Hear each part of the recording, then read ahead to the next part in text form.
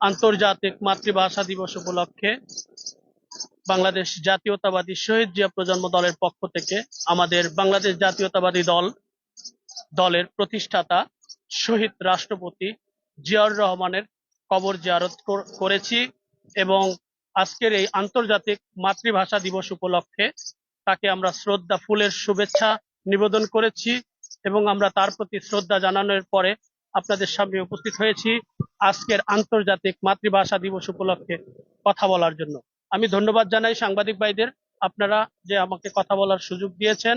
আমি মামুন খান, ঢাকা মহানগর দক্ষিণ স্বেচ্ছাসেবক দলের সহ সাংগঠনিক সম্পাদক, সদ্য সাবেক ও শহীদ জিয়া প্রজন্ম দল কেন্দ্রীয় কমিটির সাধারণ সম্পাদক হিসেবে দায়িত্ব পালন করছি।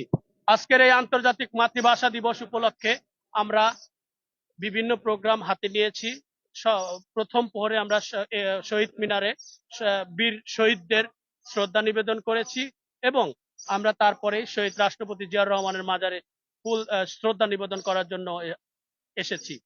আমরা একত্রিত হয়েছি, আমাদের সাথে উপস্থিত আছেন ঢাকা মহানগর দক্ষিণ ঢাকা মহানগর দক্ষিণ শহীদ জিয়া প্রজন্ম দল, ঢাকা মহানগর দক্ষিণ অধীনস্থ কেরানীগঞ্জ মডেল থানা, বাংলাদেশ জাতীয়তাবাদী দল শহীদ জিয়া প্রজন্ম দল মানিকগঞ্জ জেলা, বাংলাদেশ জাতীয়তাবাদী শহীদ জিয়া প্রজন্ম দল গাজীপুর জেলা এবং আমরা বাংলাদেশ জাতীয়তাবাদী শহীদ জিয়া প্রজন্ম দল বরগুনা জেলা সকল সভাপতি, সেক্রেটারি এবং ঢাকার আশেপাশে যারা আমরা জেলাগুলো আছে সেই জেলাগুলার নেতৃবৃন্দরা আমাদের সাথে আজকের এই শহীদ রাষ্ট্রপতি জিয়াউর রহমানের সমাধিতে শ্রদ্ধা নিবেদন করার জন্য এসেছেন। আমি সকলকে ধন্যবাদ জানাই এবং আজকের এই আন্তর্জাতিক মাতৃভাষা দিবস উপলক্ষে আমি আপনাদেরকে একটা কথাই বলতে চাই, আন্তর্জাতিক মাতৃভাষার জন্য আমাদের 30 লক্ষ লোক শহীদ হয়েছেন। আমরা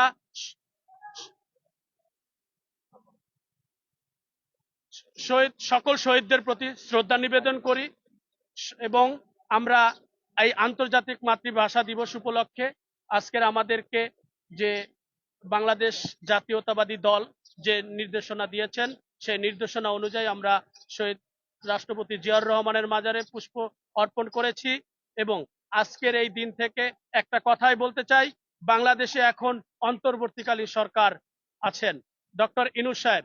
আমরা এই ডক্টর ইউনূস সাহেবকে একটা কথাই বলবো, বাংলাদেশে একটা অংশগ্রহণমূলক নির্বাচন দরকার, যে নির্বাচনে দল মত নির্বিশেষে সকল জনগণ ভোটের মাধ্যমে একটা সরকার প্রতিষ্ঠিত করতে পারবে।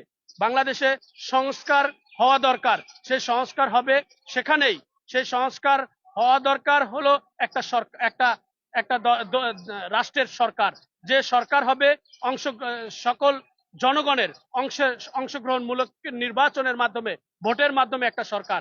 সেই নির্বাচনের প্রত্যাশা করে আজকের এই আন্তর্জাতিক মাতৃভাষা দিবসের সকলকে শুভেচ্ছা জানিয়ে এবং সকল শহীদদের প্রতি শ্রদ্ধা নিবেদন করে শেষ করছি। ধন্যবাদ।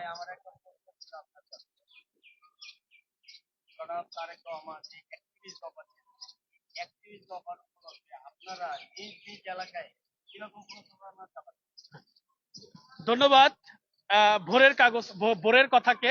আমি আসলে আপনারা ইতিমধ্যে জেনেছেন যে বাংলাদেশ জাতীয়তাবাদী দলের ভারপ্রাপ্ত চেয়ারম্যান দেশনায়ক তারেক রহমান সে 31 দফা বাস্তবায়নের লক্ষ্যে বাংলাদেশের জনগণের কাছে 31টা দফা দিয়েছেন, যে দফার মাধ্যমে বাংলাদেশ জাতীয়তাবাদী শহীদ জিয়া প্রজন্ম দল প্রতিটা জেলায়, প্রতিটা থানায়, প্রতিটা ইউনিয়নে ইতিমধ্যে তার 31 দফার কথা এবং তার সেই 31 দফা বাস্তবায়নের লক্ষ্যে ইতিমধ্যে আমরা যে লিফলেট বিতরণ করেছি এবং জনগণের কাছে গিয়েছি, জনগণ একটা কথাই বলেছে, এই 31 দফা যৌক্তিক, এই 31 দফার মাধ্যমেই বাংলাদেশের সংস্কার থেকে শুরু করে বাংলাদেশে একটা নতুন সরকারের এবং বাংলাদেশের জনগণ তাদের মনের কথা উপলব্ধি করতে পারবেন।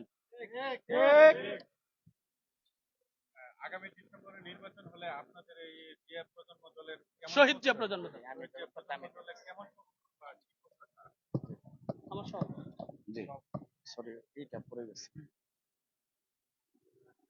বিসমিল্লাহির রহমানির রহিম। আমরা আপনাদেরকে আপনাদের মাধ্যমে আমরা আমাদের জাতীয়তাবাদী শহীদ জিয়া প্রজন্ম দল বিএনপির একটি সহযোগী সংগঠন হিসেবে আমরা বিগত ফ্যাসিস্ট আওয়ামী লীগ সরকারের আমল থেকে আমরা বিএনপির কেন্দ্র ঘোষিত বিভিন্ন কর্মসূচিতে আমরা অংশগ্রহণ করেছি, রাজপথে আন্দোলন করেছি, সংগ্রাম করেছি এবং আমরা বাংলাদেশের বিভিন্ন জেলা উপজেলাতেও আমাদের যে সকল জায়গায় কমিটি আছে তারাও বিএনপির স্থানীয় বিএনপির আহ্বানে আমরা বিএনপি সহযোগী সংগঠন হিসেবে আন্দোলন সংগ্রামে আমরা ব্যাপক ভূমিকা রেখেছি। তাই আমরা বলতে চাই যে এই যে অন্তর্বর্তী সরকার যে সংস্কার কার্যক্রম শুরু করছে, আমরা চাই যে সংস্কার হোক, কিন্তু সেই সংস্কারের মেয়াদটা সময়টা যাতে করে অল্প সময় হয়। দীর্ঘমেয়াদী ভাবে কোনো অবস্থাতেই দীর্ঘ সময় সংস্কারের নামে নির্বাচন পিছিয়ে দেওয়ার যে যদি কোনো পায়তারা হয় সেটা বিএনপি মানবে না এবং আমরা বিএনপির কোন সহযোগী সংগঠন অঙ্গ সংগঠন আমরা মানব না। আমরা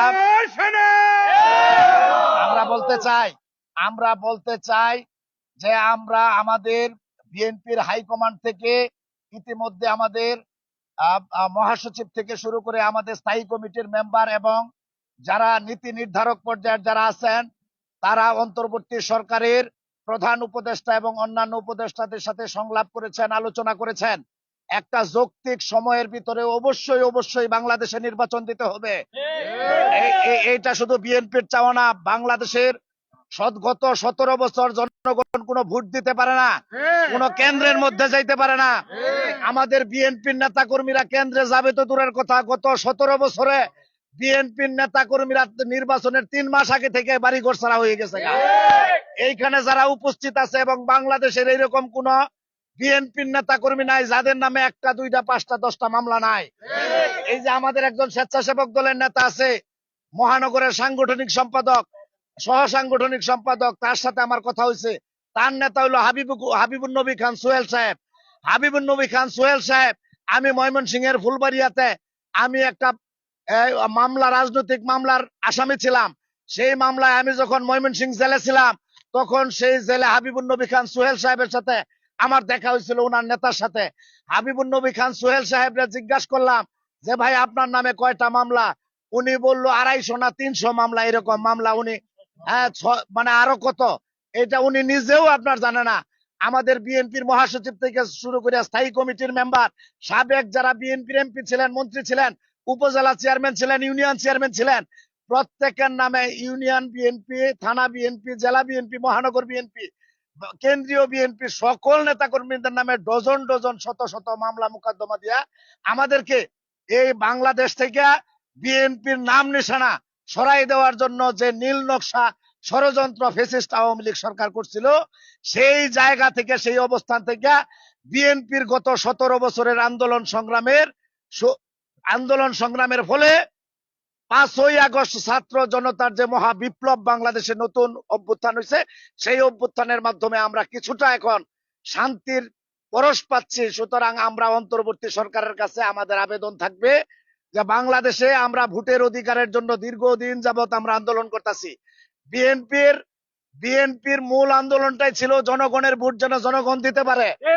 এখন অন্তর্বর্তী সরকার বাংলাদেশে দায়িত্ব গ্রহণ করছেন এবং অন্তর্বর্তী সরকারকে আমরা অনুরোধ করতে চাই, বিনয়ের সাথে আমরা বলতে চাই যে আমরা ইনশাআল্লাহ যদি আগামী ডিসেম্বরের মধ্যে যদি অন্তর্বর্তী সরকার যদি নির্বাচন দেয় তাহলে এটা দেশের জনগণের মনের ভাষা হবে, এটা মনের ভাষা হবে। তো সুতরাং আমরা চাই সরকার যাতে ব্যর্থ না হয়। ইতিমধ্যে বিএনপি নীতি নির্ধারক পর্যায় থেকে ঘোষণা করা হয়েছে যে আমরা বিএনপি সহ আমরা সকল অঙ্গ সংগঠন, সহযোগী সংগঠন, আমরা চাই ডক্টর ইউনূসের নেতৃত্বে যে বর্তমান সরকার আছেন সেই সরকার যাতে করে কোনো অবস্থাতেই ব্যর্থ না হয়। কারণ যদি আজকে সরকার যদি ব্যর্থ হয় তাহলে বাংলাদেশের মানুষ ব্যর্থ হয়ে যাবে। আমরা চাই যে আমরা অতি দ্রুত সময়ের ভিতরে নির্বাচন চাই এবং নির্বাচনের মাধ্যমে একটি নতুন সরকার চাই যার মাধ্যমে বাংলাদেশের সকল সংস্কার উন্নয়ন ইনশাআল্লাহ সম্ভব হবে। ধন্যবাদ। আসসালামু আলাইকুম।